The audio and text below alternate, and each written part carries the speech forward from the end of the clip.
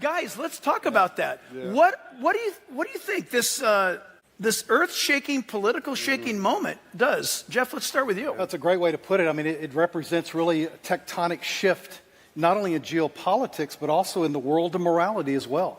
Because what we've seen happen the last 4 years, we've seen our country really be taken hostage by immoral values, by people promoting the slaughter of children, of homosexuality, the whole transgender thing. And there's been a shift there, but more than that, Jack, all over the world, people are beginning to see, wait a minute, here comes that guy who loves Israel. Here comes that guy who's the champion for Israel. And so that alone is going to, that alone could make a game-changing difference on the global scene. So I see Trump coming on into office again as a representative of America coming back into a time of perhaps great blessing, because God said to Abraham, I will bless those who bless you, and I will curse those who curse you. That's right. And so we need to pray for that continued blessing. I think I share your heartbeat. We were talking a little bit earlier about how obviously our country deserves God's judgment for what's been done for over the years. Obviously, God still hears, thank God, the voice and the prayers of his people who are seeking his face. Thank God. Amen. Fasting, praying, hold on yards.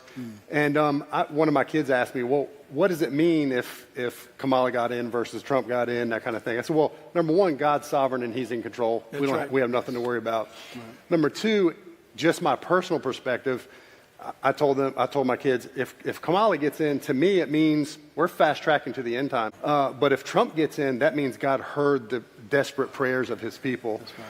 Just like we talked about with Jonah. Jonah went to Nineveh, who was supposed to be destroyed, but they repented. Yeah. They sought the God's face. So I think this is kind of a Nineveh moment, a moment of reprieve. But the thing is, we can't go to sleep now. Now we have an open door for ministry. We need to press forward like never before. That's right. That's awesome. What should Christians and how should Christians be living at a time like this where we've been given a reprieve as a nation? How should we be living? What should we be doing, guys? I always think in sports analogies. I remember the time when Alabama won the national championship. They celebrated in the locker room. The next morning, Nick Saban was on a private jet back to Tuscaloosa planning for the next season. You know, when you make an interception in football, you go, we made the interception, but guess what? Now the offense has to take the field. And it's time for Christians to stop being on the defensive.